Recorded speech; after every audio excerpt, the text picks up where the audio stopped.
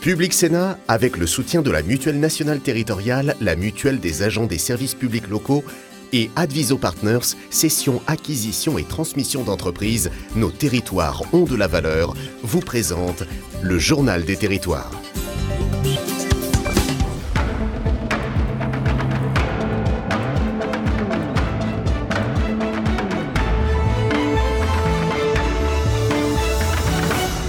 Bonjour et bienvenue dans notre émission avec la presse quotidienne régionale, les télés locales de France, le réseau Via Télévision, vous savez qui sont nos partenaires, les Indés Radio, 130 Radio, également partenaires sur l'ensemble du territoire, et avec TV5 Monde, 3 parties dans cette émission. Dans un instant, le JT des territoires que je vais vous présenter, et puis après la météo, l'invité politique c'est Jordan Bardella aujourd'hui, c'est la tête de liste du Rassemblement National aux élections européennes qui sera sur ce plateau.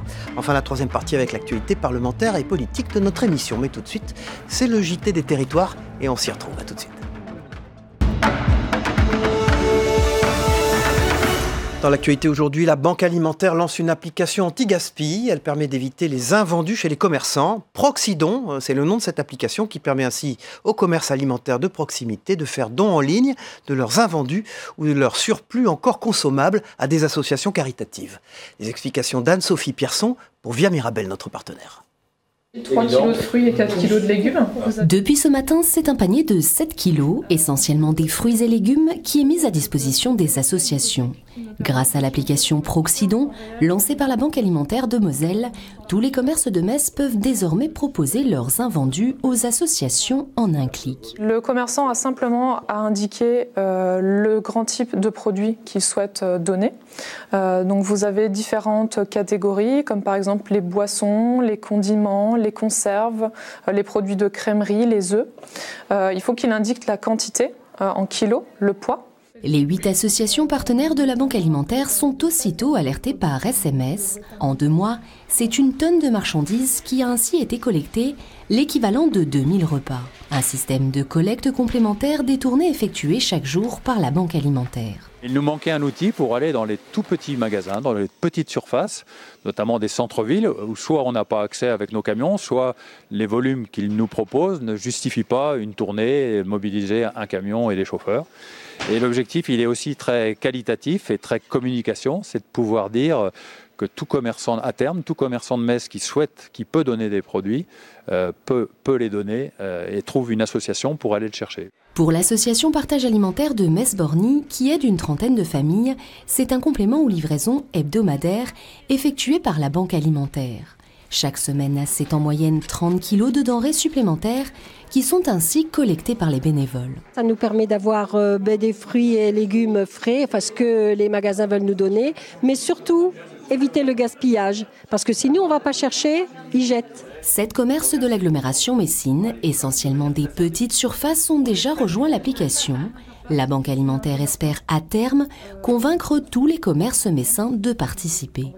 Comme beaucoup de gens, vous cherchez peut-être un emploi, vous aimez la mer, eh bien sachez que le secteur maritime peine à recruter. Alors pourquoi ne pas tenter votre chance ? Les professionnels du secteur étaient réunis il y a quelques jours à Lorient, à l'occasion du rendez-vous Océan B2B, c'est son nom. Karine Chevrolier de la chaîne TB Sud, la chaîne du groupe Le Télégramme, était sur place pour nous. Construction navale, sécurité, sûreté, pêche, énergie marine renouvelable, course au large, la liste est encore longue, c'est celle du secteur maritime. Un domaine en plein développement, confronté aujourd'hui à un réel manque de main, de matière grise, en cause une image écornée. Nos métiers ont totalement évolué. On n'est pas du tout sur ce qu'on appelait l'industrie lourde. On est sur des métiers extrêmement innovants, des métiers à haute valeur ajoutée. On a des produits qui sont tout aussi emblématiques que l'aviation. On parle moins de nous, et pourtant. Et pourtant, même si les entreprises du secteur peinent à recruter, les postulants seraient bien là. On a des candidats qui sont motivés et qui ont besoin d'être peut-être mis en relation avec ce tissu économique qui est souvent fait de PME, qui n'ont pas forcément ni le temps ni les moyens d'aller à la rencontre des candidats, de gérer des campagnes de recrutement, etc. Je pense qu'il faut des ponts entre les deux. Des ponts, mais également des formations adaptées à des besoins bien spécifiques qui répondent aux attentes des entreprises. Les initiatives en ce sens voient le jour. Vous avez des initiatives, par exemple autour de Naval Group, qui est en train de monter une structure avec donc un recensement des formations, avec une harmonisation des formations au niveau national. À Lorient, on sait très bien qu'on recherche du personnel dans tout ce qui est nautisme. Là, il y a des initiatives intéressantes avec l'AFPA pour former donc en quelques mois des personnes qui seront à même de répondre aux besoins de ces entreprises. Des entreprises qui recrutent, plus de 1000 offres seront proposées au salon ProEmer à Lorient en mars prochain. On se rend en Occitanie à présent pour une remise de prix à prendre au deuxième degré. Des bancs scindés en deux ou encore des pics au sol. Ces deux aménagements urbains ont pour objectif d'empêcher les sans-abri de s'allonger. La Fondation Abbé Pierre a organisé la première édition de la cérémonie des pics d'or. Cette cérémonie récompense satiriquement, bien sûr, les pires dispositifs anti-SDF. En voici le palmarès avec Anthony Kunz pour Via Occitanie. Des bancs scindés en deux ou encore des pics au sol, ces deux aménagements urbains ont pour objectif d'empêcher les sans-abri de s'allonger, une situation qui interpelle les passants. C'est une honte, tout simplement. En fait, il n'y a plus de place pour les gens dans la ville, à part ceux qui consomment, et c'est bien dommage.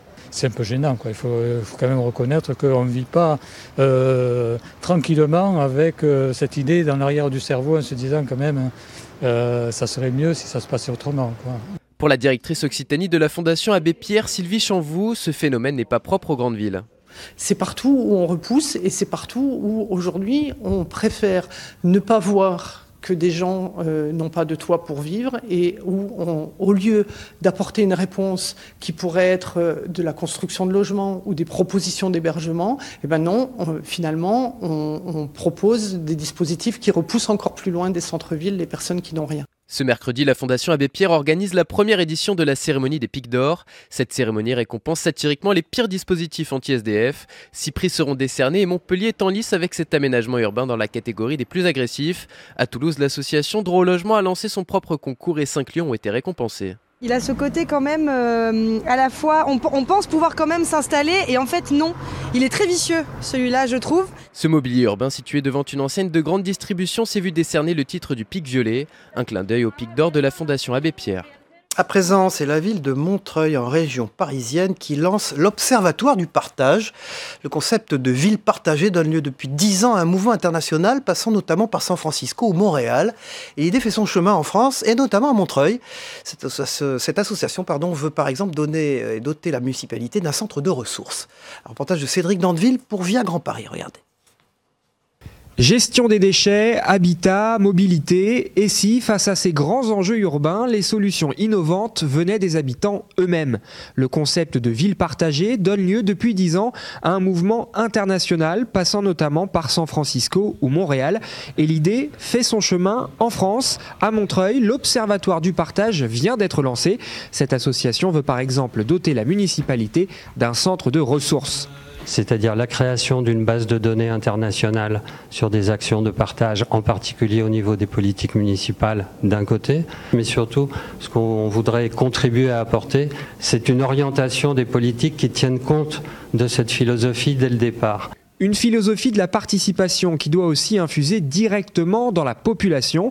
Pour cela, un grand événement annuel est au programme. Les routes du partage se tiendront pour la première fois en mai prochain dans plusieurs espaces publics de la ville. Vous pouvez venir sur ces lieux apporter des objets qui ne vous servent plus mais qui peuvent servir à quelqu'un d'autre, qui peuvent faire plaisir à quelqu'un d'autre. On voudrait aussi axer sur la mobilité dans la ville et faire en sorte que des gens de tel quartier puissent faire visiter leur quartier à des Montreuillois d'un autre quartier. Pour faire vivre l'entraide à Montreuil, l'Observatoire du partage peut s'appuyer sur un solide tissu associatif. La commune de Seine-Saint-Denis compte 3000 associations pour 100 000 habitants. Voilà, notre invité politique en direct sur ce plateau tout à l'heure, c'est Jordan Bardella, la tête de liste du Rassemblement national aux élections européennes. Il sera là tout à l'heure. Et puis dans le Club de la Presse, on parlera aussi d'un monde nouveau. Vous verrez, il tentera de naître en Occitanie. On en parle dans un instant. Pour l'instant, c'est la revue des unes de la presse quotidienne régionale. A tout de suite. Bonjour Saveria, on commence avec la une de Paris-Normandie. Le beau temps ce week-end partout et qui va continuer. Il y avait comme un air de printemps ce week-end partout en France et au Havre, comme ailleurs. Tout le monde a profité du soleil. Un soleil qui n'avait pas beaucoup été présent depuis le début de l'année. Le beau temps devrait rester quelques jours encore, alors que le début du printemps n'aura lieu que dans un mois. Le beau temps a attiré les promeneurs en bord de Marne, en bord de mer et dans les parcs ce dimanche au Havre. Pique-nique, jeux, sport ou simples balades, ils étaient nombreux à saisir cette trêve de l'hiver, entre amis ou en famille. Voilà, avec la météo des territoires. Tout à l'heure, on confirmera cette tendance au beau temps. La loi anti-gaspi est efficace. Elle est à la une du bien public, un des journaux du groupe EBRA ce matin. La loi Garot, mise en place pour lutter contre le gaspillage alimentaire, a été votée il y a 3 ans. Le texte oblige les supermarchés à donner leurs invendus. Pour l'auteur de la loi, le député Guillaume Garot. Ça marche. Il constate 50% de dons en plus dans certains départements. La loi interdit aux grandes surfaces de plus de 400 mètres carrés de jeter de la nourriture et de rendre leurs invendus impropres à la consommation. Elles sont tenues de donner ces invendus à des associations, le tout sous peine d'une amende de 3 750 €. Par exemple, dans le Nord, le Secours populaire a vu les dons des grandes surfaces bondir de 40%. Et j'en profite pour dire qu'à partir de lundi jusqu'à jeudi, nous serons, en direct du Salon de l'Agriculture. Et vous serez là, évidemment, Saveria, à la une de Sud-Ouest, des médecins à recruter en urgence. Va-t-on manquer de médecins dans les Pyrénées-Atlantiques ? La région compte 686 médecins pour 675 000 habitants, des médecins à la moyenne d'âge élevée, en particulier en Béarn et dans le Pays Basque. Pour remédier à cette situation et assurer le renouvellement, le département et l'Agence régionale de santé ont créé un dispositif commun pour recruter justement de nouveaux médecins. Voilà, DNA, dernière nouvelle d'Alsace, un des journaux du groupe EBRA avec un scrutin sous surveillance ce matin à la une. Les élections européennes, un scrutin sous surveillance alors que le risque d'une cyberattaque est important. Pourquoi ? Les élections vont se dérouler non seulement sur plusieurs jours, et puis dans 27 pays, ce qui multiplie les risques d'attaque, fausses informations via Internet, falsification des résultats, des menaces prises très au sérieux par la Commission européenne, la Russie, et sans surprise, le suspect numéro 1. Merci Saveria, et on retrouve évidemment en troisième partie de notre émission pour l'actualité parlementaire. À tout à l'heure. Dans un instant, le Club de la Presse.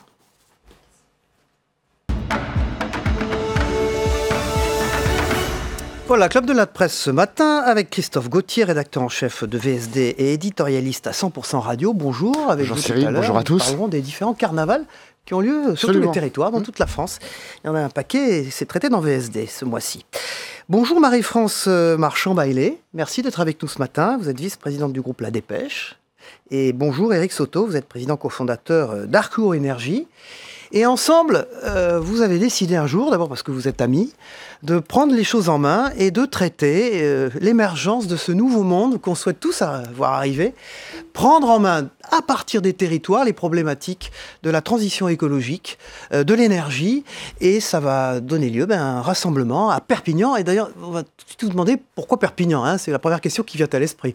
Alors tout d'abord, pourquoi un groupe de presse comme le nôtre décide un jour de s'emparer de ce sujet ?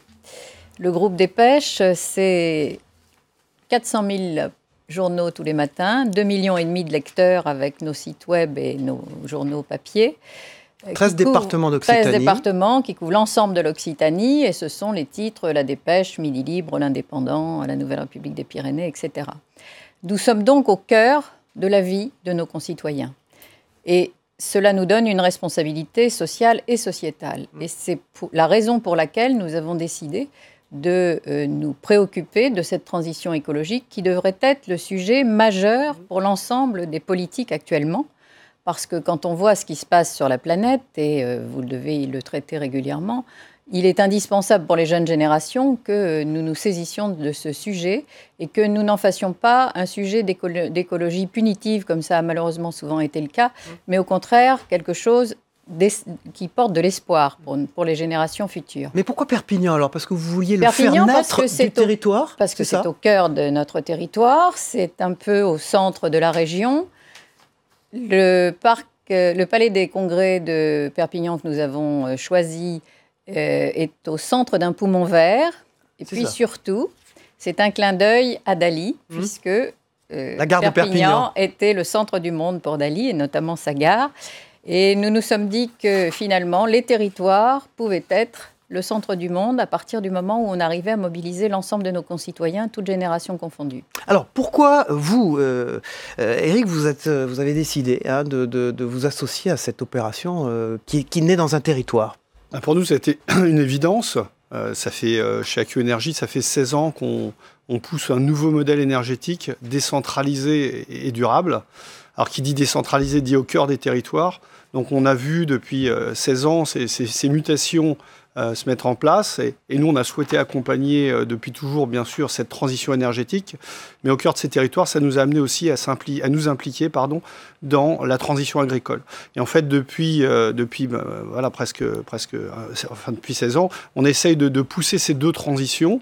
Alors, pour rejoindre Marie-France, Perpignan nous a paru aussi comme une évidence, puisqu'on a démarré nos projets énergétiques du côté de Fitou, donc pas très loin de Perpignan, et on les a prolongés au centre du monde, comme le disait Dali, enfin la gare de Perpignan, avec un projet de tuiles solaires fin 2009-2010, qu'on avait initié là-bas et qu'on va essayer de relancer globalement et montrer à la planète qu'il s'était déjà passé quelque chose d'important il y a une dizaine d'années à Perpignan, et on va essayer de donner un nouveau souffle, montrer ces solutions, comme le dit Marie-France.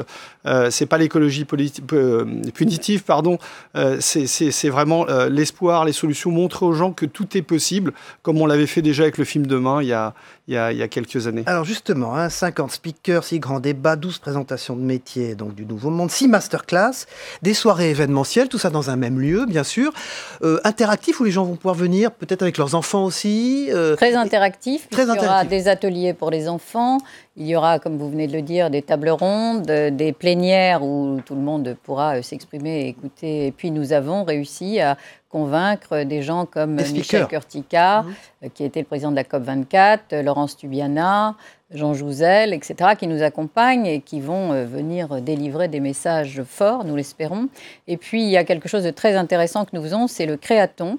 Nous avons mobilisé les grandes écoles et les universités de notre région. Vous y teniez ça, que les jeunes soient très mobilisés. Absolument, parce que c'est leur avenir. Nous, on travaille pour la jeunesse. Et donc, nous avons fait un appel à projets qui porte sur des projets qui sont aussi bien soutenus par des start-up que par des entreprises déjà installées et qui veulent participer à cette transition écologique.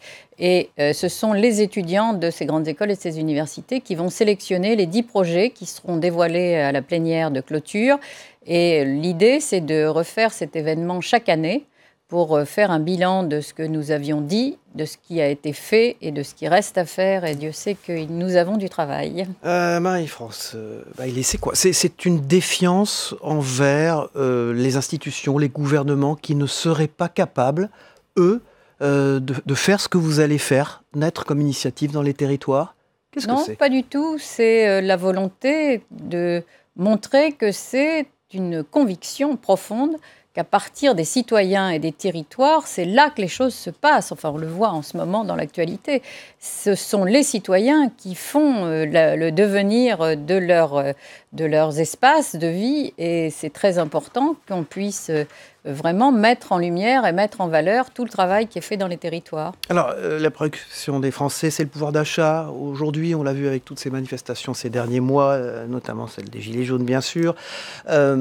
La question, c'est est-ce qu'il y a des jobs à la clé ? Est-ce que le développement économique qui naîtra de tout cela va procurer à ces jeunes dont vous parliez, Marie-France Marchand-Bailey, des jobs ? C'est la clé, en fait. Toutes ces transitions amènent de nouveaux emplois. Il y a vraiment... On peut les décrire, vous avez une idée concrètement.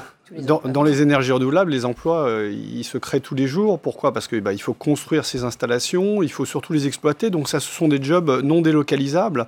Il y a tout un tas de solutions industrielles. Il ne faut pas croire qu'on ne puisse pas réindustrialiser la France. Il y a tout un tas de projets. Par exemple, ce qu'on est en train d'installer... On peut la réindustrialiser absolument. Sans impacter sa signature carbone sans impacter, pour aller dans l'autre sens, au fond. Je vous donne un exemple. On est en train de développer un projet de solaire flottant sur la commune de Piolingue, dans le Vaucluse, donc pas très très loin d'où ça va se passer, mais l'objectif c'est de rassembler un petit peu tous les départements et les régions. Et en fait, ces flotteurs sont fabriqués à Tulle, et on a un tel design et une telle performance technologique qu'on est compétitif. Pourquoi ? Parce que importer des flotteurs de Chine, par exemple, n'aurait aucun sens. Donc on peut, par la technologie, par les solutions qu'on propose, créer des jobs non délocalisables. C'est ce qu'on fait dans les énergies renouvelables. L'agriculture a un fort potentiel de création d'emplois, notamment avec l'agriculture bio et la permaculture. C'est ce qu'on va essayer de pousser aussi lors de ce salon. Il n'y a pas de limite, quelque part, à ces créations d'emplois à partir du moment où on s'engage vers ce monde nouveau qu'on essaye de proposer, qu'on va essayer de montrer ensemble avec Marie-France fin mars. Marie-France Marchand-Baillet, donc des éditions futures, très concrètes, où on fera le point par rapport aux éditions précédentes, vous l'expliquiez. Comment on finance ce type d'organisation ? Parce que j'ai vu le nombre d'intervenants, le temps que ça dure, l'ensemble des activités. J'imagine que ça coûte cher. J'ai vu qu'il y avait beaucoup d'entreprises privées aussi associées à ça. Oui, bien sûr, parce que les entreprises ont toute une responsabilité sociétale et elles ont compris qu'il était grand temps, la plupart ont compris qu'il était grand temps de bouger et de participer à ces choses. Et il n'y a pas seulement l'agriculture ou les énergies renouvelables. Nous avons repris tous les items des COP. Donc nous avons aussi la santé, l'éducation, la mobilité, l'habitat, etc. Tout ça va être traité. Donc ça intéresse un grand nombre d'entreprises et des collectivités locales, bien évidemment, au premier rang desquelles la région, qui est très sensibilisée à ces problèmes, puisque nous sommes la première région, l'Occitanie, en production de bio, et nous sommes la première en énergie renouvelable. Donc, il y avait aussi une raison pour laquelle, et puis quand on parle d'emploi, nous aurons tous les emplois verts liés. Pensez à l'économie circulaire, pensez à toutes ces choses. Et encore une fois, il faut que ce soit positif, il faut que ce soit porteur d'espoir. Voilà, du 29 au 31 mars, à Perpignan, on l'a dit, au Palais des Congrès, donc le monde nouveau qui émergera. Et bien sûr, on se fera régulièrement ici un point sur ces travaux, peut-être aussi regarder à travers le Journal des Territoires des reportages sur les choses concrètes. Merci beaucoup. Et surtout, je vous attends. Et nous viendrons. Merci. En tout cas, merci beaucoup à Marie-France Marchand-Baillet. Vous êtes vice-présidente du groupe La Dépêche, d'être venue parler de cet événement Le Monde Nouveau. Et Eric Soto, vous êtes président cofondateur d'Arcuor Énergie. Et vous êtes évidemment à des grosses sociétés actives, parce que j'en ai vu beaucoup. Je disais tout à l'heure qu'il y en avait énormément. Vous êtes co-organisateur. Voilà, merci d'avoir été là ce matin. Christophe Gauthier, vous êtes éditorialiste à 100% radio, une radio importante à Toulouse. Vous êtes également le rédacteur en chef de VSD. C'est un peu plus léger. C'est le guide des carnavals dans VSD. Alors, j'ai vu qu'il y en avait partout. Alors, évidemment, dans les dom-toms, nous, on apprécie beaucoup Guadeloupe. J'ai vu Albi, j'ai vu Graville, j'ai vu Menton, j'ai vu, je ne sais plus, Paris, bien sûr, Douarnenez, Bordeaux aussi. Nice, Albi, Bordeaux, absolument. Carnaval, parce que c'est la saison des carnavals. Et c'est vrai que lorsqu'on pense au carnaval, on pense à Venise, on pense à Rio. Nous, non. Comme vous le savez, VSD a vraiment la volonté de s'ancrer dans les territoires, et des carnavals, il y en a dans toute la France qui sont tous très très beaux. Très créatifs d'ailleurs, voir des photos pendant que vous parlez. C'est toujours c'est l'occasion de laisser s'éclater une création visuelle locale importante. Et donc là, vous voyez par exemple Annecy, qui est sur la page de gauche, qui est un très très très beau carnaval, qui est toujours une source d'inspiration très importante pour les photographes, parce que évidemment le décor de la ville, cette vieille vie historique permet un écrin formidable. Surtout, ce qu'on veut dire, c'est avec ces carnavals, c'est qu'il n'y a pas besoin d'aller très très très loin pour être dépaysé, que chacun de ces Brésil, c'est un peu dénudé, mais c'est sympathique aussi. On termine là-dessus, parce que c'est évidemment, je dirais que c'est incontournable, c'est une très belle photo, on a évité les écoles de samba. Mais encore une fois, ce qui est pour nous important, c'est de dire qu'on n'a pas besoin de traverser la planète, qu'on peut aller dans le nord, qu'on peut aller en Bretagne, qu'on peut aller dans l'Est, évidemment dans le sud de la France, pour voir des choses qui sont ancrées dans les territoires, qui sont ancrées dans une tradition, qui font revivre. Et c'était très amusant à voir. Par exemple, vous parliez de Bordeaux, une ville que vous connaissez bien, qui vous est chère. Bordeaux, carnaval de Bordeaux, renaît depuis les années 90. Donc c'est cette volonté que les gens expriment d'être ensemble, de fêter. J'allais vous dire, dans une actualité qui apparaît, on en parlait tout à l'heure, souvent morose, C'est important cette soupape là de fraîcheur, de joie, c'est quelque chose. Oui, je crois que c'est vraiment essentiel aujourd'hui. Ça l'était dans l'histoire, parce que le carnaval, vous savez que le carnaval, historiquement, il commence après l'Épiphanie et puis il va jusqu'au Mardi Gras. Donc on fait la fête, on se déguise, on communie ensemble, on boit. Ce sont les libations avant la période de carême qui nous emmènera jusque Pâques. Donc c'est en plus le reflet d'une tradition et d'une identité culturelle forte dans tous les territoires. On voit derrière vous Menton, par exemple, la fête du citron, qui est devenue un grand spectacle parce que on y décore des chars, ça occupe des gens, c'est généralement le projet d'une année pour des associations, pour une ville. Et puis, évidemment, ces carnavals, aujourd'hui, ça draine beaucoup de touristes. Donc, c'est un enjeu économique qui est très important pour des villes comme Albi, comme Nice, évidemment. Enfin, pour toutes les villes. Vous n'avez pas parlé de Toulouse, là. J'ai un problème, là. Avec Toulouse. Albi, Bien sûr, mais Albi, vous savez qu'Albi, c'est un des plus vieux carnavals recensés dans la littérature. Il est présent depuis le Moyen-Âge. Toulouse, évidemment. Toulouse, cette année, on aime bien, il y a le mot qui rassemble les festivaliers de Toulouse, c'est « Rejoignez nos randonnions afin de ne pleurer que de rire ». Donc c'est un beau programme. Merci Christophe Gauthier, rédacteur en chef de VSD, donc les carnavals, le guide des carnavals à travers les territoires en France. Marie-France Marchand-Bailey, c'est ce monde nouveau, le monde nouveau, une planète bleue plus verte. J'aime bien le slogan, est vraiment bien. Donc à Perpignan du 29 au 31 mars, ainsi que Éric Soto, président cofondateur d'Arkeo Énergie. Merci d'avoir été nos invités. On passe à la météo des territoires, le temps qu'il fait en France aujourd'hui. Vous allez voir, c'est du beau temps qui arrive, et également dans les départements français des Outre-mer. À tout de suite. La météo vous est présentée par l'Assemblée des départements de France.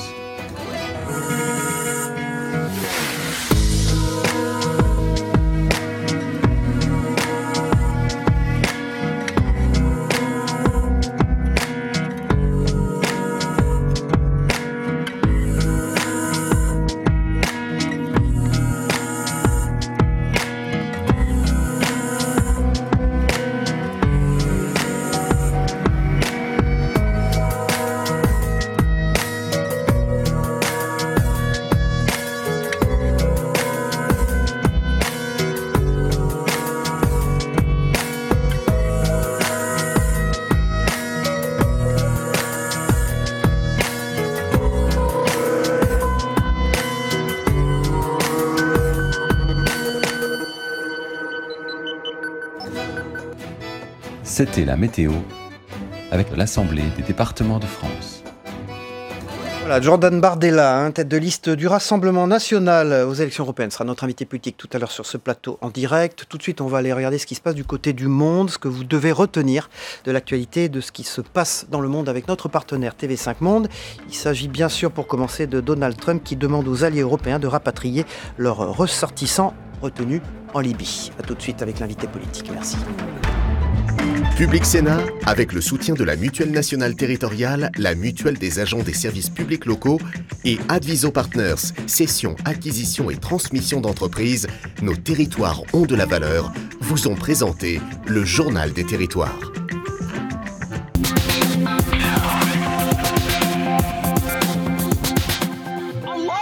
Un demi-kilomètre carré, un confetti de territoire.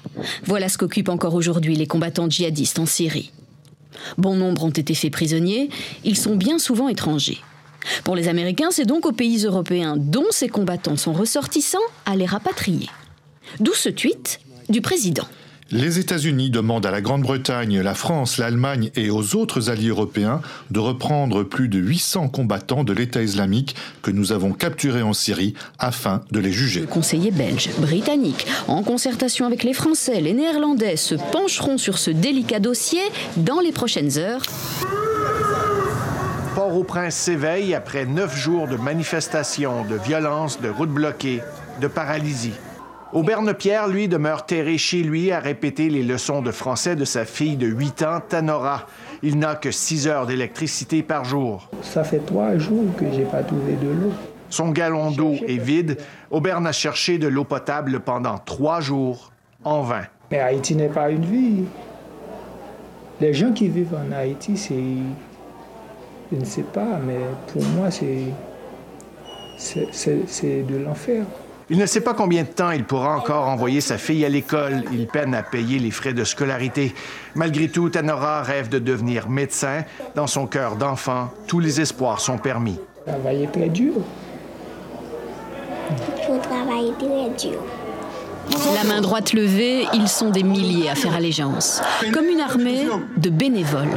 Dans quelques jours, ils prendront la route, deviendront une caravane humanitaire pour aller chercher de l'aide aux différentes frontières du pays. Le président autoproclamé l'assure, cette aide internationale entrera au Venezuela le 23 février et ce ne sera qu'un début. C'est une communauté inquiète, venue hurler son écœurement. Un enfant du village, un albinos, est porté disparu. Et ils sont peu à se faire des illusions sur le sort du garçon. Sa propre mère cherche surtout désormais à sauver la petite sœur. Il y a un problème d'acceptation vis-à-vis de l'albinisme, parce que certains pensent que les organes des albinos peuvent apporter santé et richesse, ce qui est bien évidemment faux. Nous avons recensé 27 pays où il y a eu ce genre d'attaque.